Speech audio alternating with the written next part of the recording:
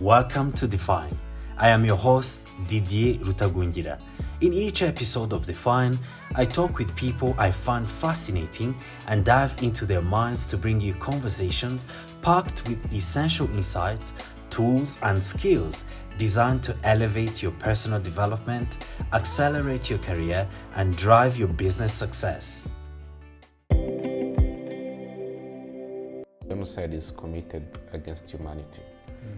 It happened in Rwanda, but it concerns the entire world, so the entire world should know. And the best way to let the world know is to avail information about what happened. The church had produced back then we were counting over 43 million pages of documents, which had to be digitized and preserved. I remember in 2014, we embarked on a mapping project whereby we would use digital technologies to map different memorials. Yes. Showing their locations, but also developing virtual tours. Yeah.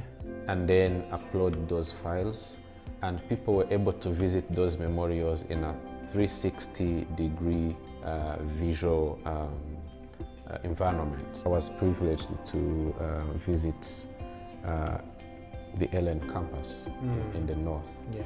And they have this virtual reality about gorilla trekking. Yeah. And when you put on the glasses and you kind of enter in that virtual reality, it is like being in the place. In person.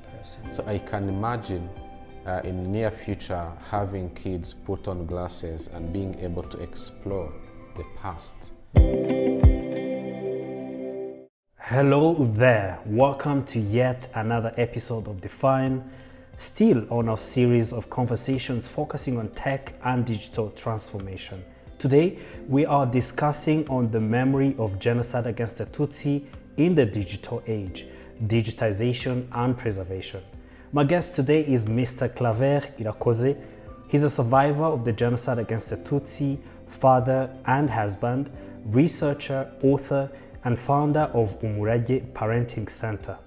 Claver worked for the Aegis Trust and Kigali Genocide Memorial for over a decade, overseeing different memory preservation and digitization projects, including the development of the Genocide Archive of Rwanda, an online digital archive containing significant amount of genocide against the Tutsi testimonies, artifacts, and historical documents. Claver, it's an honor to have you on Define. How are you doing? I'm doing well, thank you Didier for having me. Great. So let's dive in our conversation, starting with the context and brief overview of the history of genocide against the Tutsi in Rwanda. How would you define it? The genocide against the Tutsi in Rwanda was a horrific event that took lives of more than 1 million innocent people. This genocide was planned,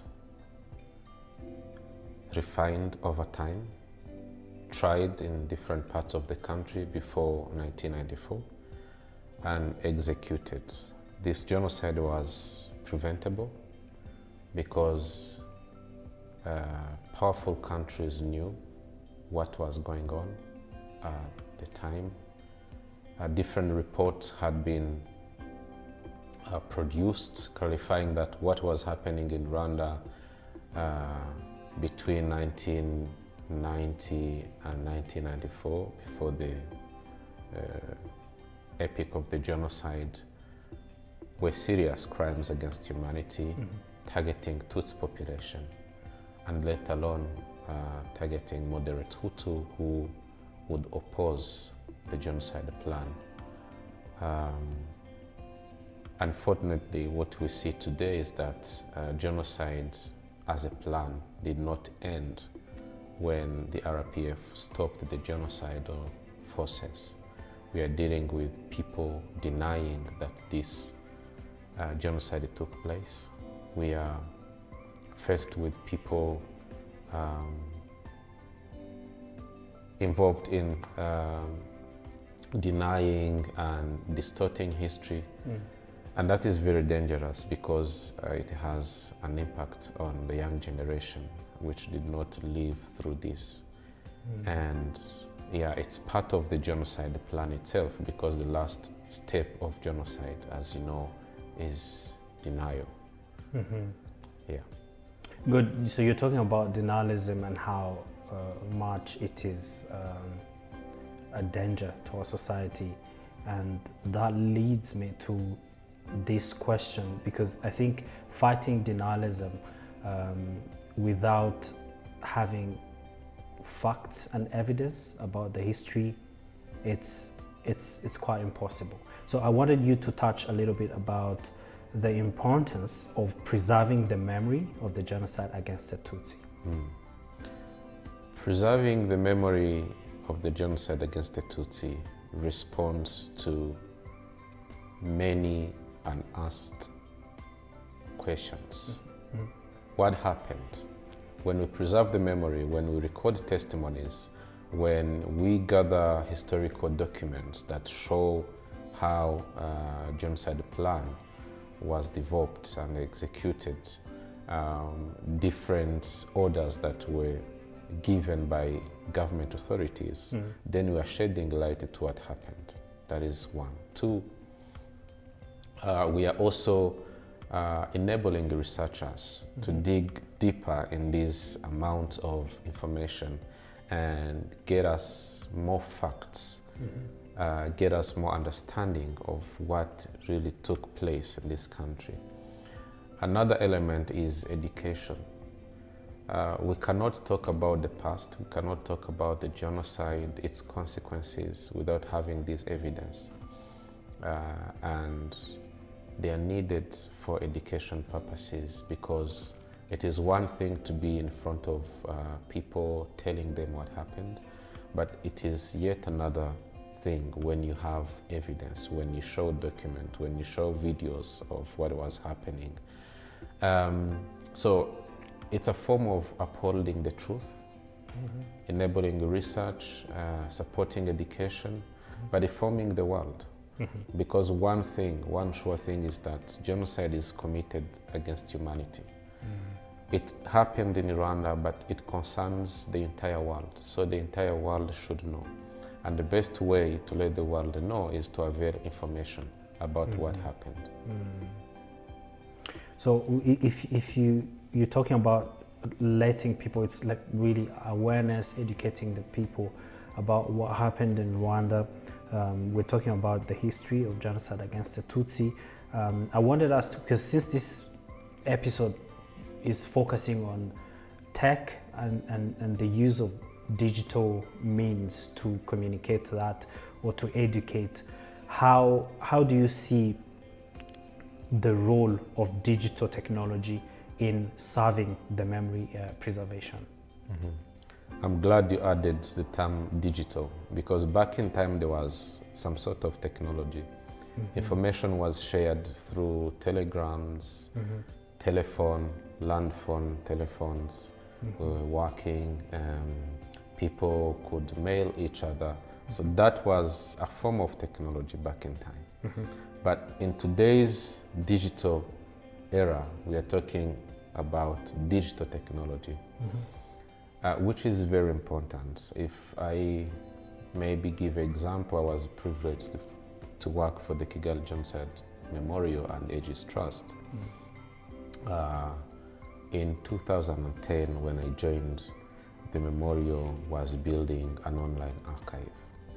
And for that to happen, we needed to collect information, which was still scattered around the country in different institutions, but also people who were brave enough to collect newspapers, to collect different documents and all that. And we used technology to preserve these historical materials.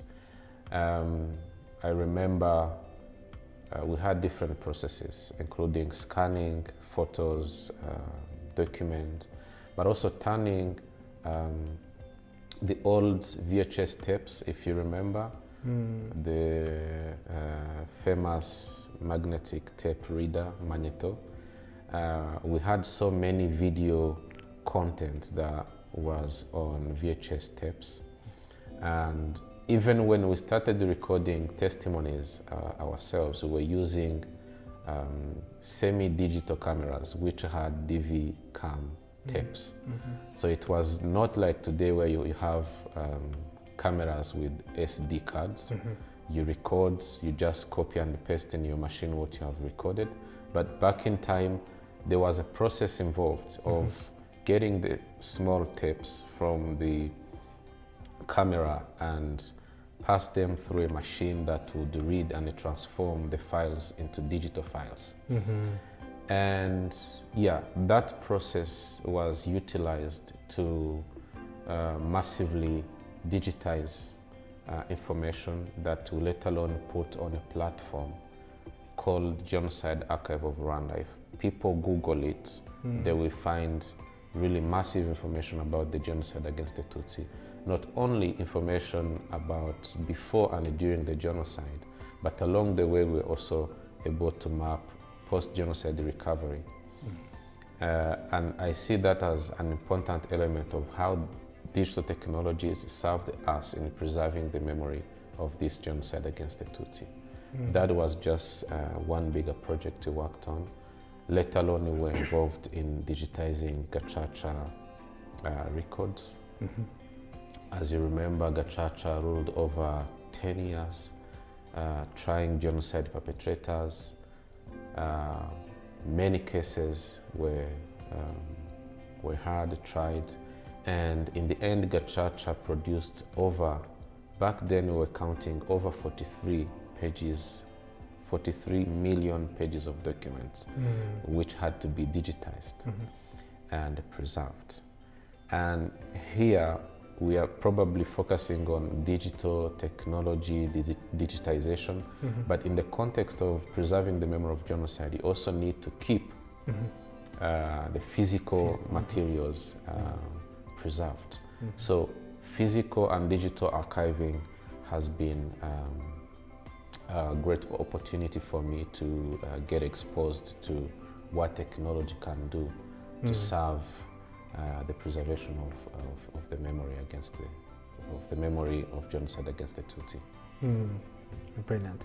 I'm now trying to understand that shift from being not using technology to the time when we started using technology.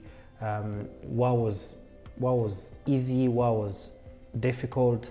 How did you change? Did you do that shift? Well, one, the shift was necessary, but the difficult part is that we were all learning. This technology was new. Many of us were just university graduates. I'd just finished my university in computer science, so I was excited to come and put in practice skills and knowledge I had learned at university. But it was vast, and we needed to know what we really wanted, applying best practices. And we had not done any project of that kind before. So it was a learning process. We were glad to have partners from abroad. We had partners from University of Texas, Houston. Texas, Houston. And we had USC Shaw Foundation from the United States. We had NIOD, which is a genocide prevention center in the Netherlands, coming to support us understanding best practices around physical and digital archiving. Once those skills and knowledge were gained, then we were able to practice. And it was very, I would say, rewarding to see a platform being used, a platform that is accessible, because it is one thing to scan, preserve, digitize information, but the end goal is what was motivating us. The end goal being availing, providing access to this information, and the feedback we were getting from people. One major one being, we need this and that. So people were interested in what we were putting online. And that was a very rewarding process. And as I told you, one project at a time, Genocide Archive of Rwanda was built, and it really showed confidence that we had local capacities that could take on other digitization projects. That's how Gachacha came in. I also remember us collaborating with the Ministry of Sports and Culture at the time to support the National Archives Institute to also digitize some of the historical information that was not necessarily about the genocide, but more of different materials that would give information about Rwanda's culture, Rwanda's past, colonial time, the independence time, different time periods of our history. Now let's jump on the education and awareness part, because I think if you are trying to preserve the memory, you're keeping it somewhere, you've built platforms that can be accessed by nationals, internationals, maybe researchers, as you said in the beginning.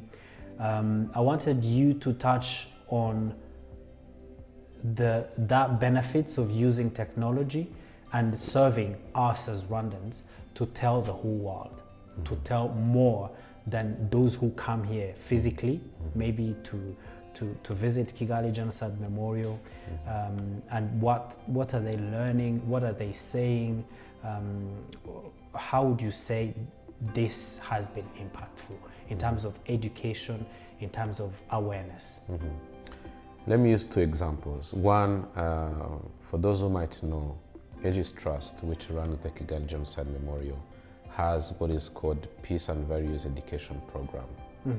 And this program targets Rwandans, but also internationals. Yes. And this program needed content. Obviously, when you teach, you've got to have some sort of methodology approach to delivering the content you have to deliver. Let me focus on content. If you take one single collection from many collections of materials we had, testimonies. These testimonies were recorded in a way they would cover someone's life journey, right from childhood to adolescence to their experiences during the genocide and in post-genocide. What digital technology helped us to do was to index these testimonies. The indexing process consisted of using keywords to describe content of these testimonies. What do I mean? If someone was recorded from minute 0 to 2 talking about his family, and maybe from minute 2 to 4 describing his education background. What we would do was to use those key terms, family, education, to make this testimony accessible on the platform. And by doing that, we're allowing the researchers to come and say, I'm interested in understanding education level, education experience of survivors.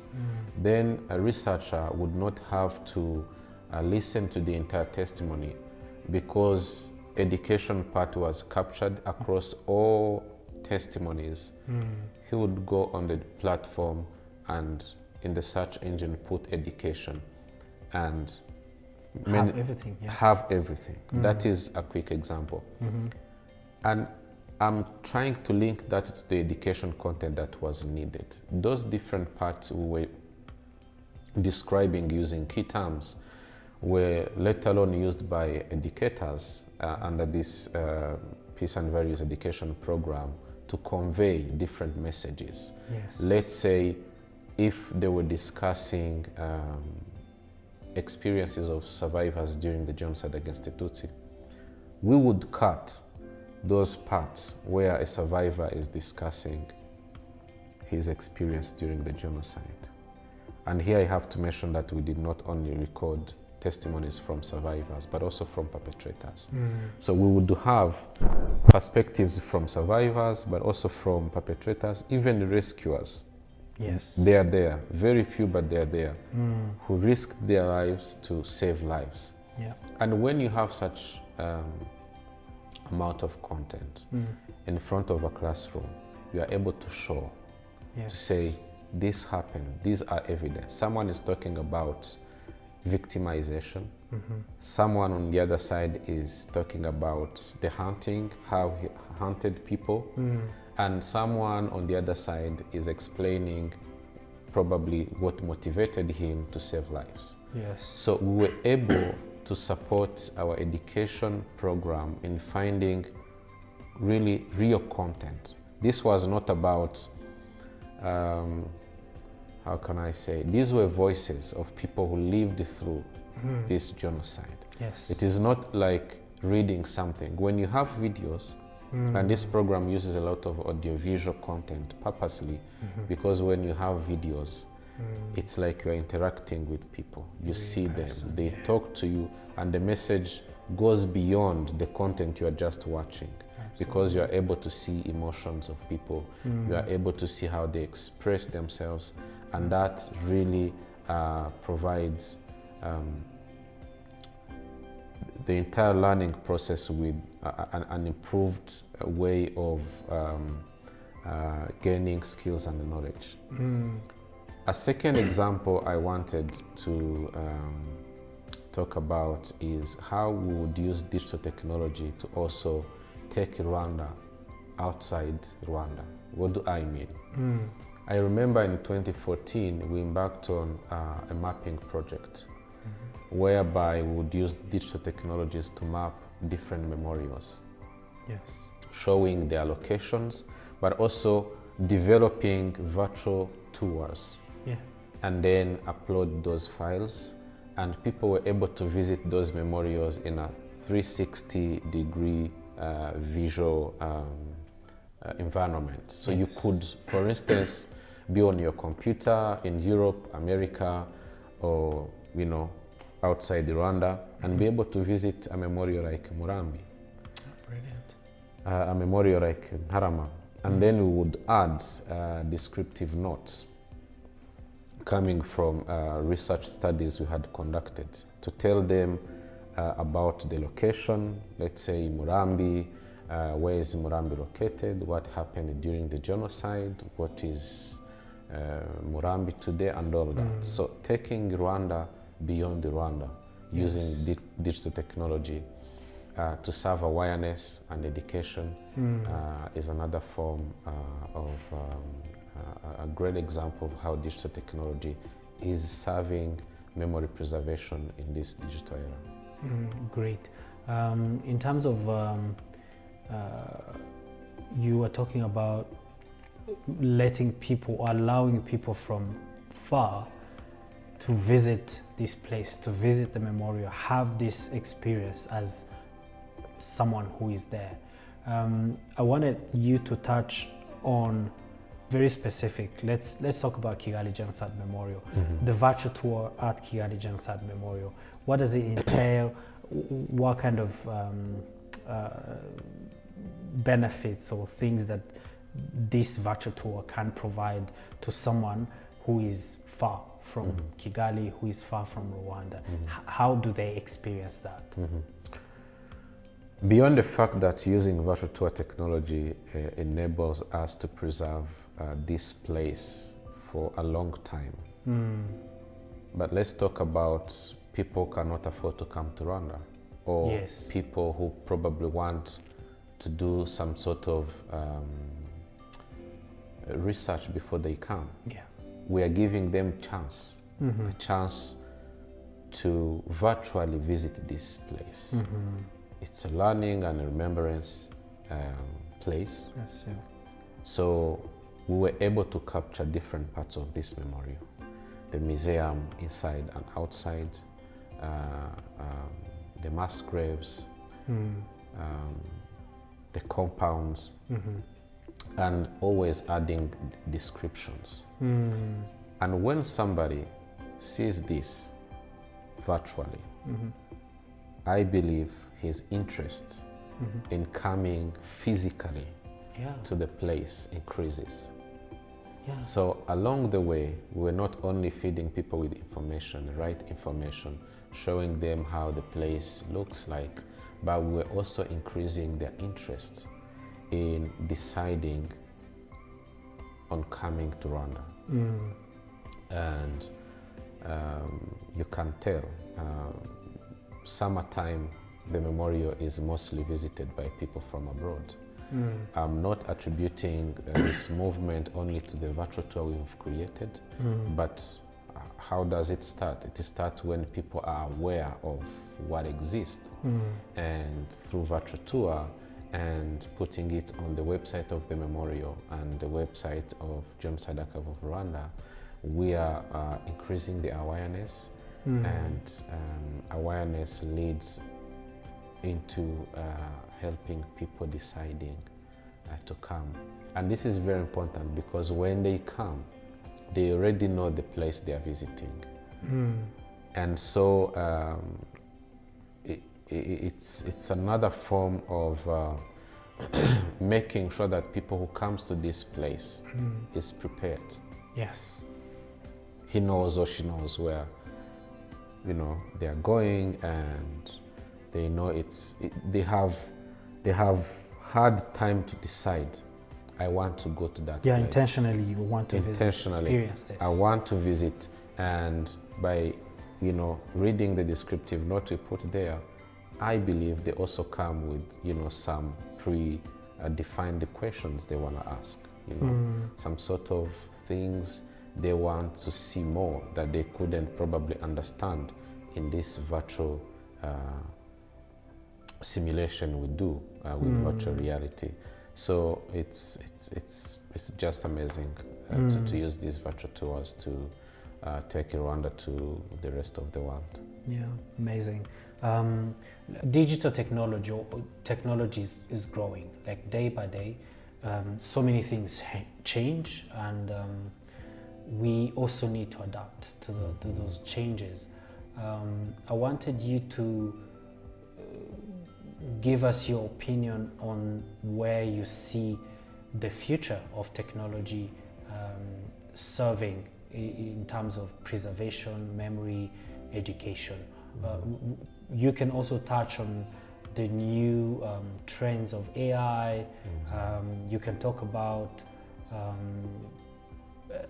its credibility, like knowing this is true, this is fake, because I think for preservation and memory preservation and educating the world about the history, we want to teach them what is right. We want to provide the credible information about the history, but we can't ignore what the technology can do if you use all these new trends like AI and stuff like that. Where do you see the future of memory and preservation of the history using technology? Well, when we started, I talked about how the first thing we did was learning. Learning new skills and knowledge that was coming. And now we are seeing AI growing, artificial intelligence. And one example I want to show, for instance, one of our partners, US Issuer Foundation, after many decades of collecting testimonies about Holocaust, now they have started applying AI in transforming these testimonies to become conversational. So leveraging on AI capabilities, turning every single testimony in something you can access and have a conversation with. An example is, remember, I said that when we recorded testimonies, it was about capturing life journey of someone. From the time you introduce yourself, my name is this and that.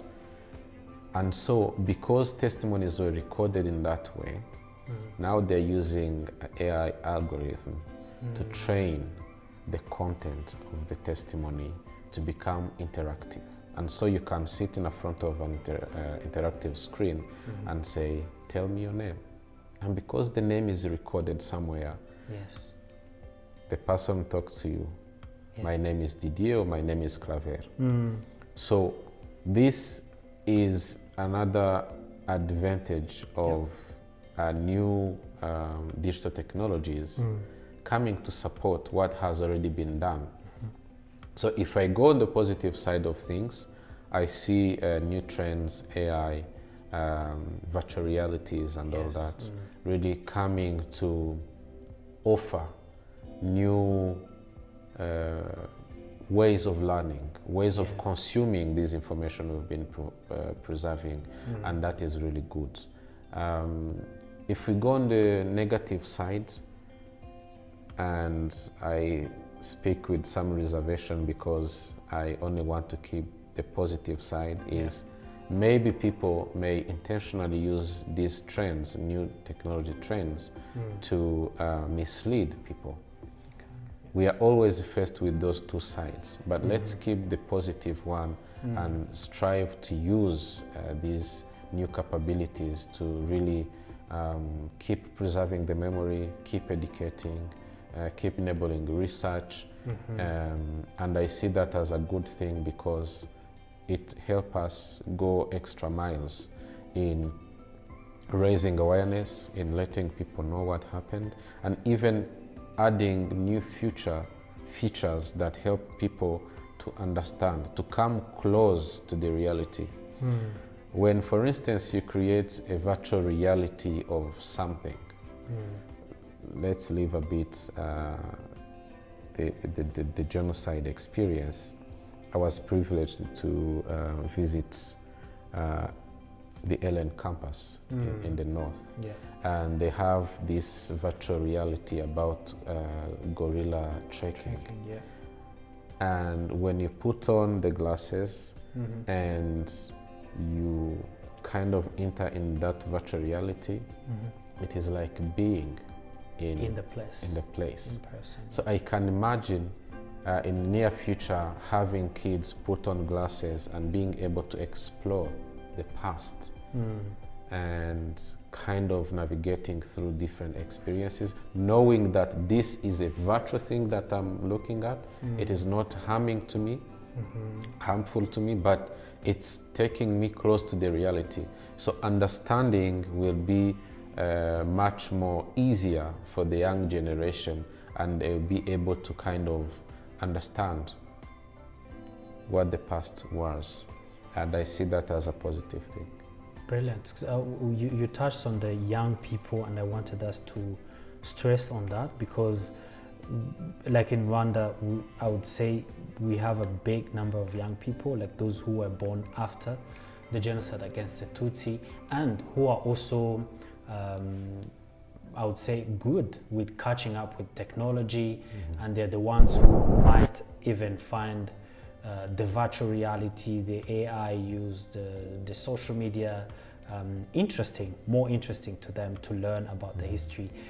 I wanted to hear if you see this technology as a great tool to help our young people learn in their language, if I may say, because maybe some of them might not even be able to visit the memorial, or don't even see opportunities of doing that, but they can use technology to do it. What are your hopes? What are your opinions on this in terms of helping our young people be knowledgeable about the history and take commitment to get involved into the fighting denialism, into the fighting those who are saying genocide did not happen. What are your take on this? Again, taking on the positive side of things, I think these young people who are very conversant with digital technology, we should be there to listen to them and help them apply the skills they have to do something great. I'll give you an example of some of the projects I have in pipeline through Umuraje Parenting Center. 2 young people approached me and they said, we've seen your book, That Child Is Me, we've seen your song, Umuraje Amateka, The Legacy of History, and we want to create a virtual reality that retell the same story you tried to convey through the song and the book, but using virtual reality. Interesting. 2 things here. One, we have digital technologies, we have AI, but human nature, human intellect is still very important. It is. Because they were telling me, we can do this, we can imagine the past and we can, using the skills we have, produce something, but we still need you to tell us, to validate our scripts and the things we want to put in there, because you were in that time, so you'll be able to tell us if we are doing the right thing or not. Yes. They have skills, but they still need guidance. And it is something that I'm hoping will really produce a great product. And this is something people can expect. I can't tell when, but this is to show you how we can bridge gaps between generations if we are able to work together. And by bridging that gap, we are also able to feed new generation with the information they need. Because these young people, as you said, they talk with technology, you know, they love it, they know how to use it. So let's support them to produce, to achieve things they can consume and learn from them and learn good things. So, to summarize, I see it as a positive thing. Yes. But as people who lived through this past, let's be there. Let's be their mentors. Let's tell them about the past. Let us put things in writing and let them do their magic with technology to serve the upcoming generations. Great, great. As we come to the end of our time together, thank you very much, Claver, for all these insights and sharing your experience, a decade experience working in preservation, in preserving the memory of the genocide against the Tutsi, and also teaching, helping, creating content that can help in teaching about this history and enabling survivors, teachers, young people to know about the history and also be champions of humanity in the society. I don't want to close this without maybe asking you if you've touched a little bit about the projects that you're working on personally. If maybe you can close by telling our listeners some of the projects that are interesting, that you feel like they should look forward to, maybe basing on the previous work that you've done, and yeah, would love to hear about that on Define. So most of my projects are now being done through Umuraje Parenting Center, and the main purpose is really supporting parents to embrace intentional parenting. And for that, I know they need content, they need tools, and so I'm exploring different ways this content can be created, different formats. I talked about virtual reality being explored to transform That Child Is Me, the book, and the song in something that people can experience as a reality, close to reality. That is one. Two, I'm also working on a parental guide, which will be my next book. And why not having this as an audiobook to enable parents to listen to the content in their free time when they drive to work or from work to their homes. So there is this desire of really using the current trends to produce what matters to us as human beings and what can foster human connection. Yeah. So yeah, I hope we have another opportunity to talk about products when they're available. Yeah, great. I'm ready to have you again to talk about those projects when they're about to be ready, about to be launched out.